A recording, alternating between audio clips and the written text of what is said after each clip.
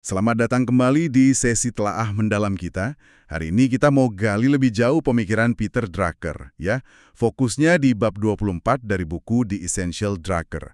Judulnya aja udah bikin penasaran. Datangnya masyarakat wirausaha. Betul, judul yang cukup provokatif ya untuk masanya. Iya. Nah, sebagai pembuka, ada kutipan menarik nih dari Jefferson. Setiap generasi butuh revolusi baru. Terus Goethe juga bilang, nalar jadi nonsens, anugerah jadi derita. Kayaknya relevan banget ya. Iya. Keduanya kayak mengingatkan kita kalau institusi, sistem, kebijakan, bahkan yang dulu hebat kayak welfare state itu. Negara kesejahteraan itu ya. Iya, itu semua ada masanya. Bisa jadi usang, entah karena terlalu sukses atau malah gagal. Nah, ini jadi pertanyaan penting nih buat Anda renungkan. Gimana kita adaptasi kalau fondasi lama udah nggak kokoh lagi? Apa harus selalu revolusi? Pertanyaan bagus. Dan Drucker, dalam bab ini, menawarkan perspektif yang, sedikit berbeda. Menurutnya, perubahan nggak harus selalu revolusi besar yang destruktif. Oh iya? Terus gimana? Beliau melihat potensi perubahan yang lebih halus, kayak desir angin katanya, didorong oleh inovasi dan semangat kewirausahaan yang menyebar, bukan badai gitu. Menarik. Jadi, kita akan coba telusuri gimana Drucker melihat pergeseran ke masyarakat wirausaha ini ya, berdasarkan bab 24 ini. Tepat. Kita akan bedah gagasan-gagasan utamanya. Oke, mari kita mulai. Konsep kunci pertama yang muncul itu pengabaian sistematis atau systematic abandonment. Apa sih maksudnya ini, terutama buat pemerintah dan kebijakan publik? Nah, ini penting. Secara tradisional kan kita anggap kebijakan pemerintah itu dibuat untuk selamanya. Awet gitu. Iya, biasanya gitu kan? Tuh, kebijakan itu buatan manusia, dibuat untuk waktu tertentu, jadi pasti ada masa kadaluarsanya, pasti usang.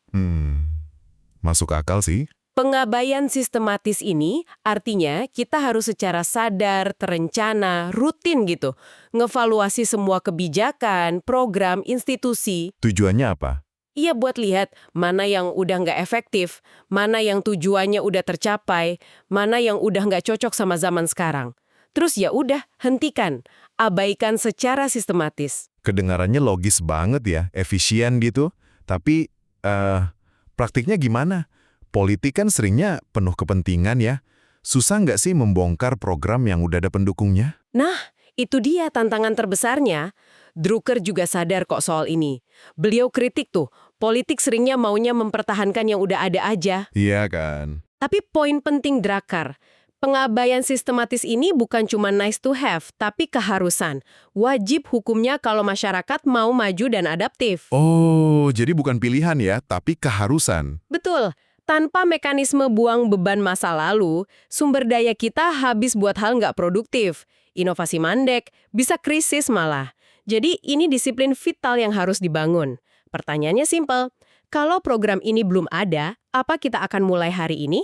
Kalau jawabannya enggak, ya mungkin waktunya dihentikan. Pertanyaan reflektif yang bagus itu. Oke. Nah, konsekuensi dari kebutuhan perubahan dan pengabaian sistematis ini nih bagian yang seru banget, mengarah ke apa yang Drucker sebut masyarakat wirausaha. Tadi Anda bilang ini bukan cuma soal startup kan? Jauh lebih luas dari itu. Ini pergeseran budaya dan sosial yang mendalam. Intinya itu soal menyebarnya mindset dan perilaku wirausaha ke semua aspek hidup. Mindset wirausaha, maksudnya gimana tuh? Ya, semangat inovasi, berani ambil resiko terukur, lihat perubahan sebagai peluang bukan ancaman. Dan yang paling penting, individu ambil alih tanggung jawab atas hidup dan pengembangan dirinya. Jadi nggak cuma buat pengusaha aja ya? Enggak sama sekali, ini relevan buat karyawan, profesional, PNS, seniman, ilmuwan, semuanya. Pola pikirnya itu yang penting. Tapi anehnya, Drucker malah bilang tantangan terbesarnya justru buat individu ya. Kok bisa? Bukannya wirausaha itu memberdayakan? Nah, itu paradoksnya. Pemberdayaan ini datang dengan harga yang gede banget. Dulu kan, di masyarakat yang lebih stabil, jalurnya udah ada, tinggal ikutin aja. Iya, kayak rel kereta gitu ya. Bisa dibilang gitu. Tapi di masyarakat wirausaha yang dinamis ini, rel-rel lama itu udah nggak jelas, atau malah hilang. Jadi beban buat navigasi, bikin jalur sendiri, adaptasi terus-menerus, itu jatuhnya ke individu masing-masing. Wah, berat juga ya. Kebebasan tapi sekaligus tanggung jawab besar. Tepat. Dan tanggung jawab besar ini nyambung ke tantangan spesifik yang paling Drucker tekankan. Kebutuhan akan pembelajaran berkelanjutan sepanjang hayat. Lifelong learning. Kenapa ini jadi krusial banget menurut Drucker? Ini cuma saran biar keren atau emang wajib? Menurut Drucker, ini udah jadi fondasi baru. Bukan sekadar saran, beliau kontraskan banget sama cara pandang pendidikan lama. Gimana tuh bedanya? Dulu kan kita anggap belajar intensif itu pas muda aja. Sekolah, kuliah, magang. Udah gitu ilmunya cukup buat seumur hidup kerja. Kayak pengrajin zaman dulu, belajar sekali, dipakai sampai pensiun. Oke. Terus sekarang? Di masyarakat wirausaha, asumsi itu runtuh total. Drucker bilang, apa yang kita pelajari formal di umur 21, itu 5-10 tahun lagi udah mulai usang. Bahkan mungkin sebagian besar nggak relevan. Serius? Secepat itu? Iya, terutama buat knowledge workers, pekerja pengetahuan. Bayangin aja dampaknya. Belajar itu bukan lagi fase, tapi proses kontinu. Nggak pernah berhenti selama kita masih aktif. Waduh. Terus implikasi praktisnya gimana dong buat kita sehari-hari? Buat karir kita? Implikasinya gede. Pertama, tanggung jawab belajar itu pindah sepenuhnya ke kita, ke individu. Nggak bisa nunggu dikirim training sama kantor. Harus proaktif cari ilmu baru. Harus inisiatif sendiri ya? Betul. Kedua, kita butuh kemampuan buat belajar caranya belajar. Dan belajar caranya melupakan yang udah nggak relevan, terus belajar lagi yang baru. Unlearn and relearn. Harus lincah. Unlearn and relearn. Oke. Terus yang ketiga? Itu produk era industri yang stabil. Sekarang ini realitasnya lebih cair, lebih kompleks. Jadi gimana bentuk karir sekarang? Drucker bilang, individu, terutama yang pendidikannya tinggi, harus siap nemuin, ngubah, bahkan ngembangin beberapa karir beda selama hidupnya. Bukan satu tangga lurus, tapi lebih kayak serangkaian proyek, eksplorasi, bahkan lompatan antar bidang. Wah, jadi CV kita nanti kayak portofolio ya, bukan cuma daftar kerja linear? Bisa jadi kayak gitu, lebih dinamis. Dan tadi Anda sebut knowledge workers, pekerja pengetahuan. Kenapa tantangan buat mereka lebih besar katanya? Karena menurut Drucker, makin tinggi pendidikan formal dan makin abstrak kerjanya berbasis data, analisis, ide, makin wirausaha juga sifat karirnya. Tekanan buat terus belajarnya makin gede. Ada contohnya? Beliau kasih contoh gini, tukang kayu mungkin masih bisa pakai keahlian dasarnya bertahun-tahun, walau alatnya ganti. Tapi dokter, insinyur, akuntan, pengacara, manajer, wah itu dalam 10-15 tahun banyak banget pengetahuan teknis atau prakteknya yang bisa berubah drastis. Jadi harus siap belajar hal baru terus ya? Atau bahkan ganti spesialisasi? Iya, bisa jadi ganti fokus, ganti subspesialisasi, atau malah pindah bidang. Pengetahuan abstrak itu lebih cepat basi dibanding skill manual yang konkret. Dan lagi-lagi balik ke individu ya tanggung jawabnya. Drucker bahkan bilang tradisi, aturan baku, kebijakan perusahaan, itu malah sering jadi penghalang. Kok bisa? Karena sistem lama itu dirancang buat stabilitas, buat lingkungan yang nggak banyak berubah, jadi cenderung kaku. Sulit mengakomodasi perubahan cepat dan fleksibilitas yang dibutuhkan sekarang. Contohnya gimana tuh kebijakannya? Ya, kebijakan HR, struktur jabatan, bahkan budaya kerja. Kadang nggak mendukung orang pindah-pindah fungsi, coba-coba karir baru, atau belajar mandiri yang intensif. Makanya, kata Drucker, cuma individu itu sendiri yang bisa pegang kendali. Nunggu sistem berubah, keburu telat. Ini semua jadi bikin mikir soal sistem pendidikan kita ya. Kalau tuntutannya seberat itu, sekolah dan kampus kita siap nggak sih? Udah adaptasi belum? Nah, ini dia. Drucker melihat ada kesenjangan besar di sini. Waktu beliau nulis, katanya kita belum punya teori pendidikan yang pas buat tugas baru ini. Ngajarin orang dewasa yang udah pintar dan mapan buat belajar ulang. Belajar ulang ya, bukan cuma belajar baru. Visioner baru di pendidikan buat nyiptain model yang cocok buat masyarakat wirausaha ini. Sistem kita masih terlalu fokus ke persiapan awal pas muda.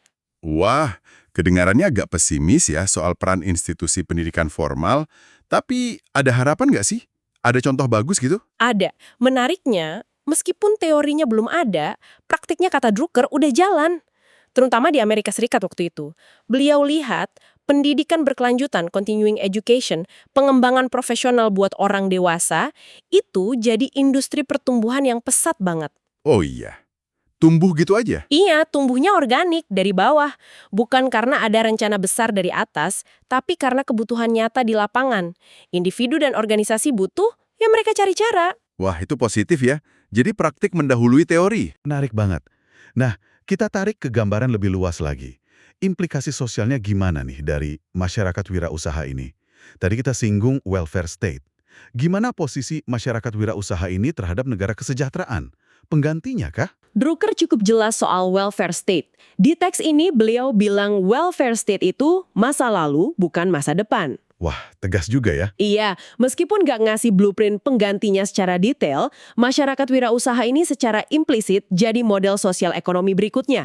Fokusnya geser banget. Geser dari apa ke apa? Kalau welfare state fokusnya ke keamanan, pemerataan, jaring pengaman dari negara. Nah, masyarakat wirausaha ini fokusnya ke produktivitas, inovasi terus-menerus, fleksibilitas, dan tanggung jawab individu sebagai mesin kemajuan.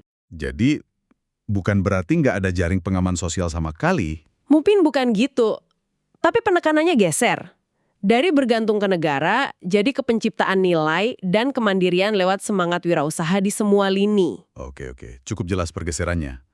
Nah, kalau kita coba simpulin nih, apa poin-poin paling penting dari bab 24 Drucker ini yang perlu kita ingat? Apa artinya buat kita sekarang? Oke, pertama, masyarakat wirausaha ini bukan tren sesaat, tapi pergeseran struktural. Lahir karena model lama, termasuk welfare state, udah nggak relevan lagi. Ini realitas baru. Sip. Kedua, Kuncinya adalah adaptasi lewat inovasi terus-menerus dan kemampuan pengabaian sistematis. Berani ninggalin yang usang, baik di level institusi maupun pribadi.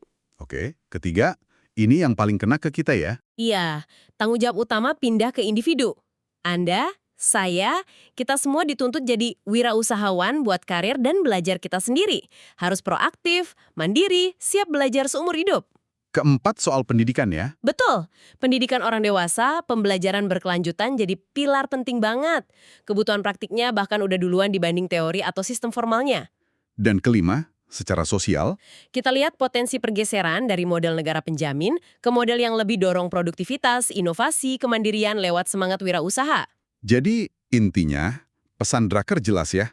Masa depan itu buat yang adaptif, inovatif, dan mau ambil tanggung jawab.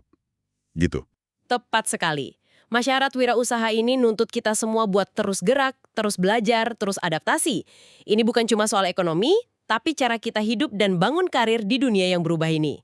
Kemampuan buat belajar, unlearn, dan relearn itu jadi aset paling berharga. Terima kasih banyak sudah menyimak pembahasan mendalam kita soal bab 24 dari The Essential Drucker ini. Semoga obrolan kita ini ngasih perspektif baru ya buat Anda. Nah, sebagai penutup, ada satu pertanyaan nih buat Anda renungkan. Silakan. Mengingat tuntutan masyarakat wirausaha ini soal belajar terus dan tanggung jawab sama karir sendiri, coba pikirkan, langkah konkret apa, sekecil apapun itu, yang bisa Anda ambil minggu ini buat mulai bangun atau kuatin kebiasaan belajar berkelanjutan dalam rutinitas Anda? Gimana caranya Anda bisa mulai jadi wirausahawan buat perjalanan belajar dan karir Anda sendiri? Coba renungkan ya, gimana ide-ide Drucker ini bisa diterapkan praktis di hidup dan kerjaan Anda.